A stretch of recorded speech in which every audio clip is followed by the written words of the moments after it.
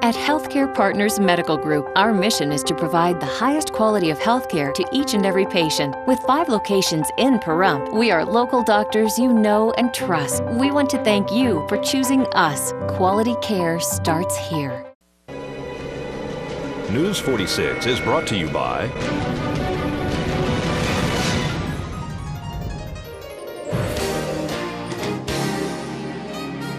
Healthcare Partners and Humana.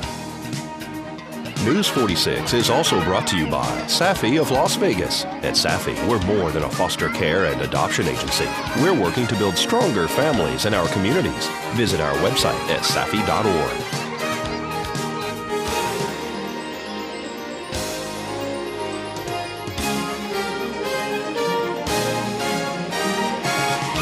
Tonight on News 46, a vehicle rolls over on northbound Highway 160. Another employee at Amerigas speaks out about safety concerns. And the conclusion of our conversation with Yvonne Parron regarding her son Christopher Mundy's tragic death. News 46 starts now. You're watching KPVM News 46 with Rick Vale and Rhonda Van Winkle. Local coverage from Deanna O'Donnell and news across Nevada with Janet Eric. News 46. Local coverage you can count on.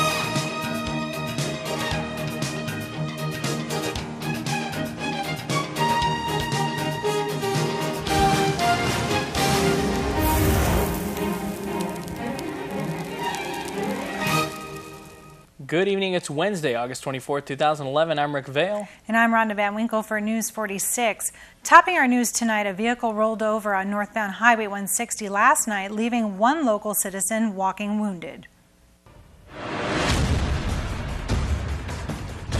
Tonight's accident report is brought to you by Stovall & Associates. Don't expect insurance companies to have your best interest in mind. Stovall & Associates cares. Let us help you if you have been involved in an accident.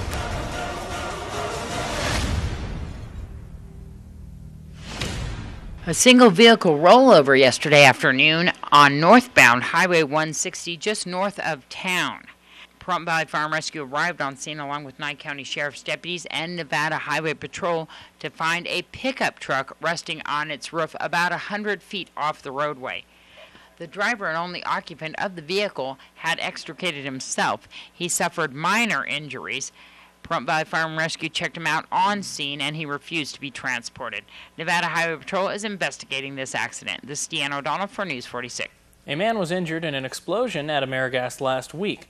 We spoke to a former safety coordinator for the local facility who believes he was fired for expressing his concerns regarding safety hazards to management that he says were never addressed.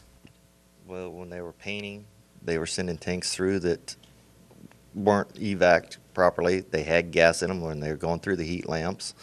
They weren't checking them, sorting them the way they were supposed to. They just grab them, get them on the truck. They'd send, we've had fires come through on the line several times I know of.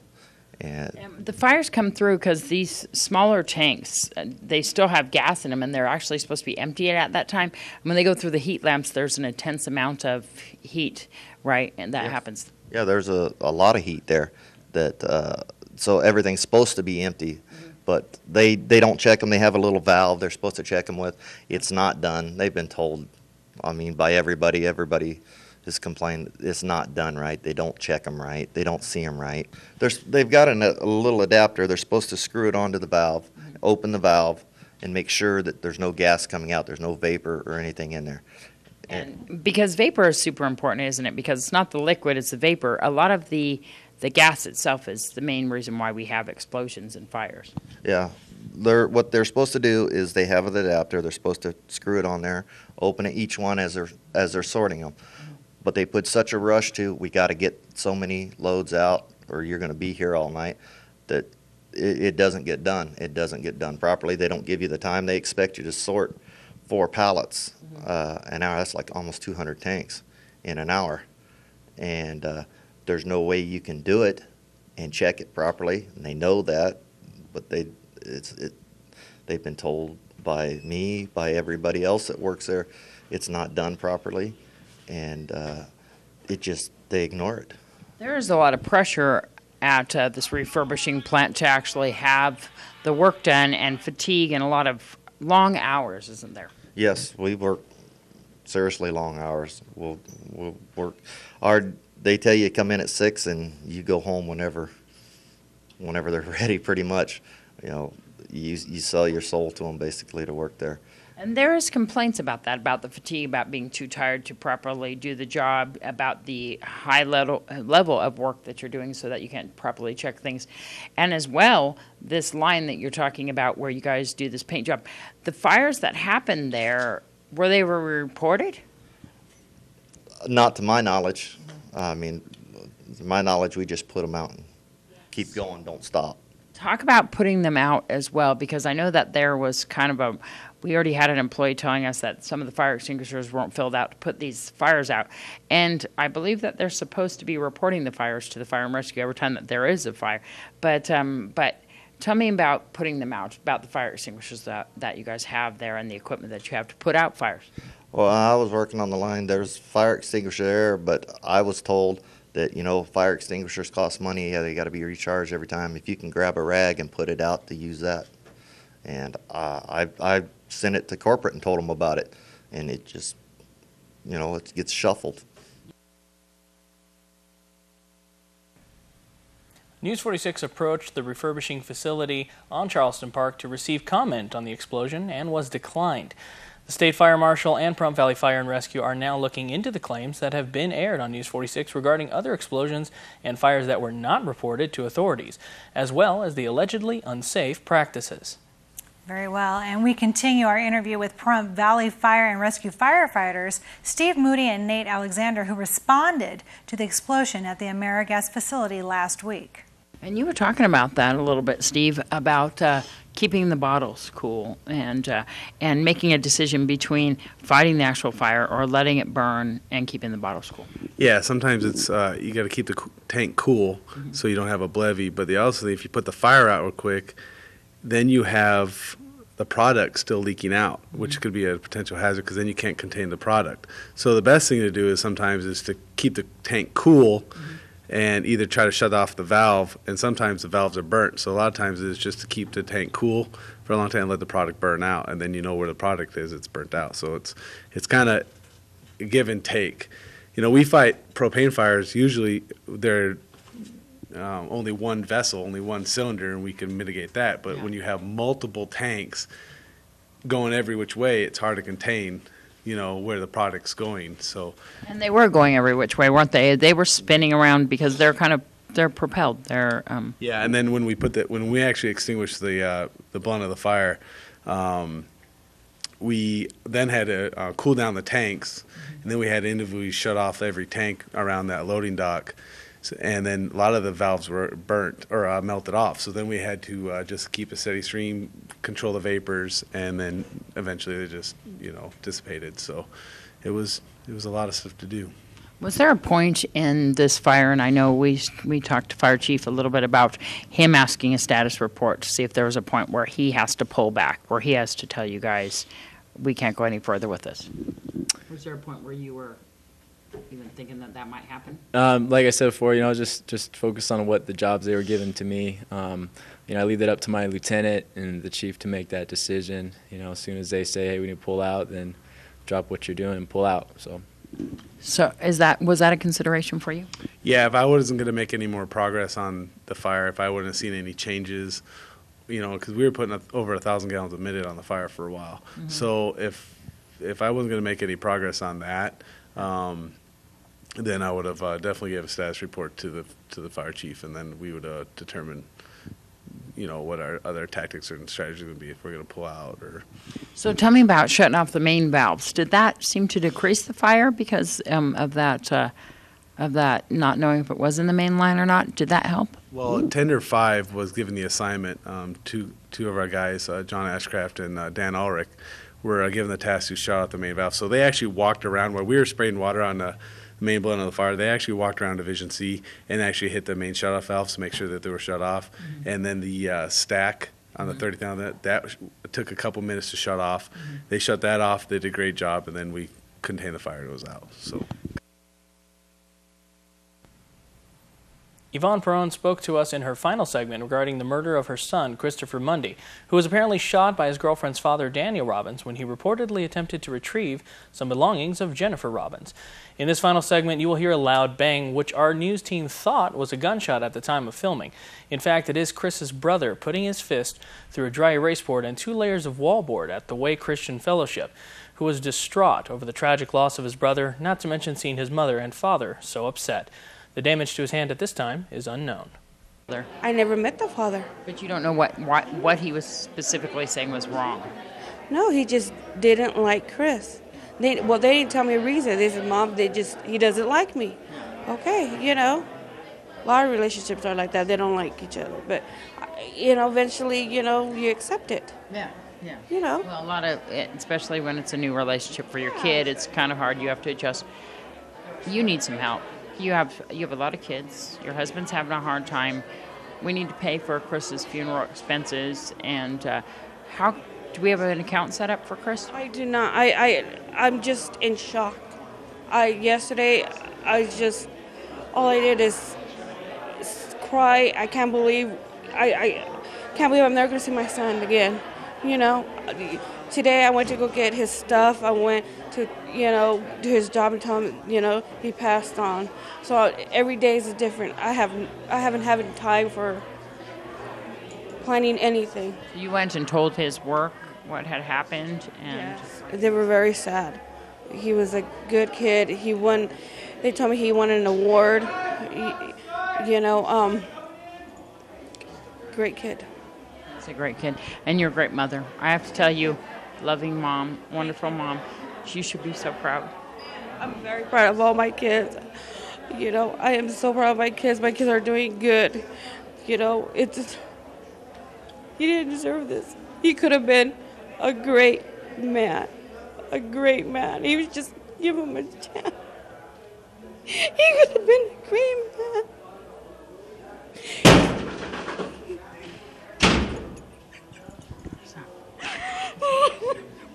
What's that?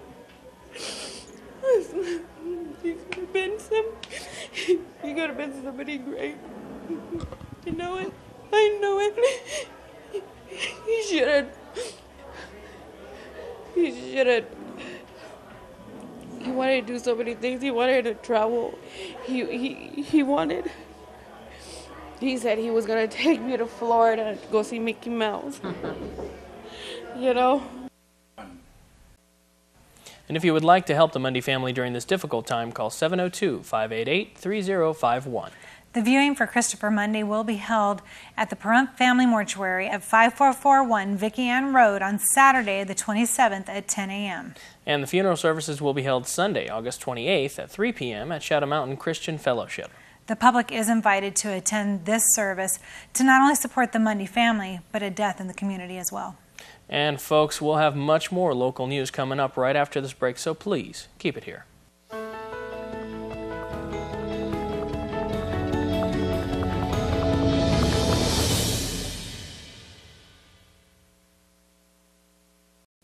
News 46 is also brought to you by Southwest Medical Associates. Look for news about their latest healthcare center opening soon in your neighborhood. Southwest Medical Associates. Now that's powerful medicine. Welcome back to News 46. Tomasino's Bar and Lounge reopens this Friday, August 26th, with live music, dancing, and great friends. They ask that you come and celebrate with them, and they'll see you at Tomasino's. Their phone number is 775-751-8221, and the address is 250 Humahuaca Street, across from Saida Trudeau Chrysler Jeep Dodge and Ram. And that's great for them. Apparently they're going to be open Friday and Saturday, the bar and lounge, and then hopefully Monday they'll have a menu for the restaurant, but I'm not sure on that. That's what I'm looking forward to. That's hopeful. That's what they're shooting for. We'll hope. Yes. The 17-acre facility on the California-Nevada border has everything: peace, tranquility, and maybe even a party. We show you more of the St. Teresa mission, which is set for completion in 2 years. We hope to drive tourists here from Las Vegas and from Southern California to see the beautiful scenery out here. Not a lot of visitors to Las Vegas to get to see this, and we hope this will be a draw for people to come see this area of Nevada, Pahrump, or this portion of the city or the county. And also, as well, the columbarium that's behind us, I know that they're for families, and we're going to be selling individual facilities too, or locations. There you go. And tell me about that. I know you guys are making a presence in Pahrump. People have questions and things like that about having their friends, family buried there. I mean, we are closest to Pahrump, so we feel that this is a project for Pahrump people primarily. So we are offering both individual and family units, and we're offering something special for the Pahrump residents because this really is their project, the Pahrump's project as well. We're offering no down and no interest, 3 years to pay, to make it affordable for everyone to own something of this project and be part of it. So the details on where we're going from here. I know that we do have one columbarium up right now. Tell me some of the phases. Okay, well, we've got about 50 or 60 more of these that go up for family units, and then we have a whole series of individual columbarium units that will go be developed as well. As we're moving along in this first phase, we also have a chapel that will seat about 400 here on site, and then we have 4 interior buildings that will have individual columbarium units in those, so that we'll have ample provisions for growth and for the future. And once this piece gets up and operating, then we start with the second phase, and the second phase is the restaurant and the administration building and the events building, the activities building, where we'll be holding those celebrations and things out here on site. And then next to that, we'll have some residents, one for a priest who will live here full time, and then the other will be for the individual who's operating the maintenance for the facility, so that they can be on site 24 hours a day as well. What are we looking for? I know that you said that we're going to be getting it started. When's the completion expected? Total completion is probably about 18 months or 2 years from today. So we plan to have it all up operating by that time. In addition to those facilities that I was telling you about, we're also, we have a large children's playground that will be here, and we'll also have a dog park for dogs, so people can bring their dogs out and have a place to play too. So it's all about nature, it's all about the environment, it's all about life on planet Earth. This is amazing, I just have to say. Randy, for more information, people can go online and find out all about it. Yeah, you can visit our website. It's www.sttheresemission.com. That's sttheresemission.com. We also have a Facebook page where we announce all of our events and happenings. So if you could visit our Facebook page as well, you can get more information there. The Nye Communities Coalition is moving to the old Mance Elementary School. The local 501c3 nonprofit is looking to expand, and they have a new location to utilize. We're really excited. We've been talking to the school district a little bit since we found out that they were going to be closing down Mounts and Mount Charleston. We've envisioned a couple of projects on how we want to grow and how we want to put the adult workforce programs that we have and the youth workforce programs and the prevention programs that we have all together under one roof. And so when the school district buildings became open and available, we started talking with the school district, Dr. Roberts, the Board of Trustees, and we're especially happy that it's going to work out. We think by being under one roof, we'll be able to provide more efficient and effective services, and we're really going to be able to grow some of our programs. So you are planning on adding more things to your program because you're moving to this facility? That'll make things easier for that? I think it'll be, we're planning on adding quite a few things, and it'll be easier because of our location, just being central and being close to where a lot of people already get rides to. I think that'll make it more efficient. And then the other thing, we'll be able to grow in some of our youth workforce programs around, possibly doing some culinary education, some green education. That site will give us the venue where we can make those things happen. And are you planning on adding more people to your staff? We've already had plans to bring on AmeriCorps members, and that's something that we're actively recruiting right now. I don't see us hiring new people. It's just more we've got 2 organizations or 2 buildings that we're just bringing together. And so it's just more being co-located with all the services that we already offer. We do have AmeriCorps positions that we have currently available, and that's primarily for people that are attending or want to attend college. It doesn't pay well, but it gives them, it's basically a volunteer stipend is what they get. And will you be leaving this facility that you're at right now altogether? Or are you still going to have things here? Or? No, we will be leaving this facility at some point over the next few months. Okay, and how can people reach you to get a hold of you to find out about your programs and everything that you offer here? They got a couple of different options. They can call 775-727-9970, or even better, they can go to our website, www.nyecc.org. And here's Zach Fuentes with our inside look on what's going on in entertainment this week.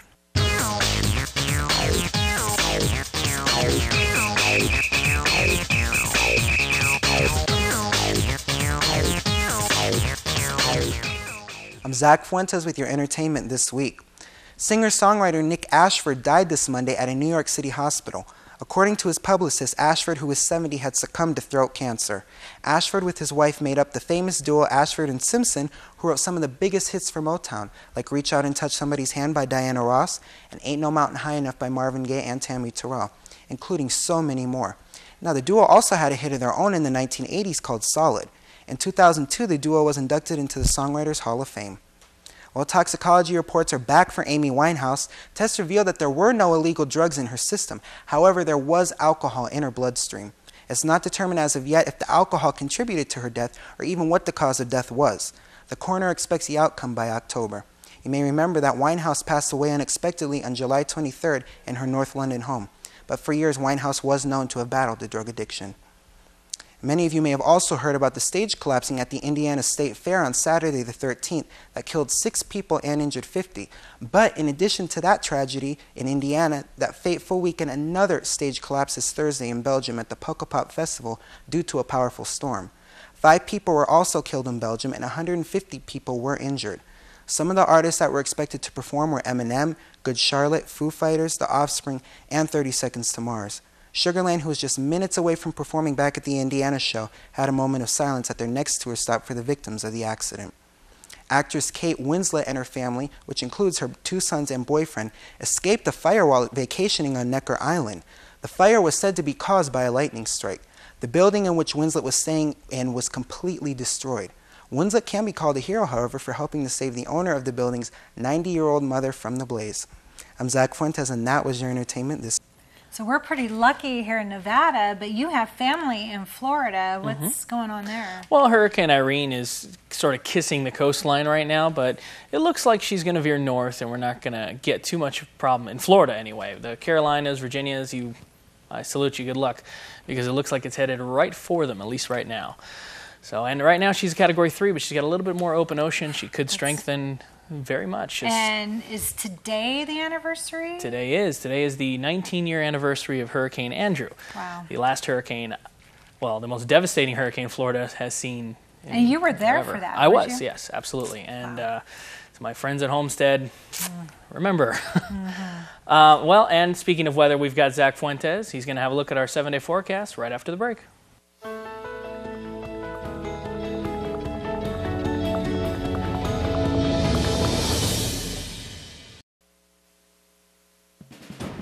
News 46 Weather is brought to you by Healthcare Partners Medical Group, with 5 locations in Pahrump, local doctors and professional staff providing total care from infancy to seniors. News 46 Weather is also brought to you by your local dairy farmers. Dairy products are very important in maintaining a healthy body. For more information, you can visit their website at nevadadairyycouncil.org. Welcome back to News 46. I'm Zach Fuentes here with your weather. Like I said yesterday, we do still have that excessive heat warning that's going to stay in effect until Saturday at 8 p.m. The temperatures are going to be extremely high, so take precautions. I'm going to keep repeating that until Saturday, so you'll hear it a lot. But today we had sunny skies, a high of 105 degrees, winds coming out of the south-southwest at 6 miles per hour, and our gusts at up to 15 miles per hour. Our pressure's holding steady there at 29.97, and our UV index is the same, 8, which is very high. Our humidity is at 11%, and the sun rises at 6:09 a.m. Our record for today was 110 degrees back in 1985. Tonight we're looking at clear skies, a low of 81 degrees, and winds coming out of the south-southwest at 5 miles per hour. Our gusts at up to 12 miles per hour, and our humidity is going to go up quite a bit there at 18%. Our sunset's expected to be at 7:24 p.m. And our record low for today was 56 degrees back in 1968. Tomorrow we're looking at sunny skies as well. A high of 105 degrees, that high temperature, remember, and a low of 82 degrees, which is really high actually for a low. Winds are going to come out of the south-southwest at 6 miles per hour, and our gusts are going to be at up to 15 miles per hour. Our humidity is going to be at 14%, and the UV index is going to stay the same there at 8, which is very high. Our sunrise is expected to be at 6:10 a.m. And our 7-day forecast, Thursday we're going to start off with 105. We're going to go up there on Friday at 106 degrees. But that is the peak, it looks like. So we're going to start going down on Saturday, 104. We're going to have some winds that day, too, gusts up to 22 miles per hour. And Sunday, we're looking at some cloudy skies. So that'll be some nice relief from the sun out there. And as you remember, our heat warning ends on Saturday, so maybe Sunday will be better. Monday, we're looking at 101. Tuesday as well. Tuesday and Wednesday, it's going to be pretty windy there. Tuesday, the windiest with gusts at up to 28 miles per hour. And our lows across the board are going to go down, too, as well. Thursday through Saturday is going to be the highest in the 80s. And Wednesday, we're going to go very low there at 70. And today's worst weather was in Red Hill, Arkansas, where they had strong thunderstorms. Back to you. And folks, that's going to do it for this edition of News 46. I'm Rick Vale. I'm Rhonda Van Winkle. And from everyone up here on the Hill at KPVM, we wish you a safe evening, and we'll see you here again tomorrow night. Until then, good night, Prompt. Good night.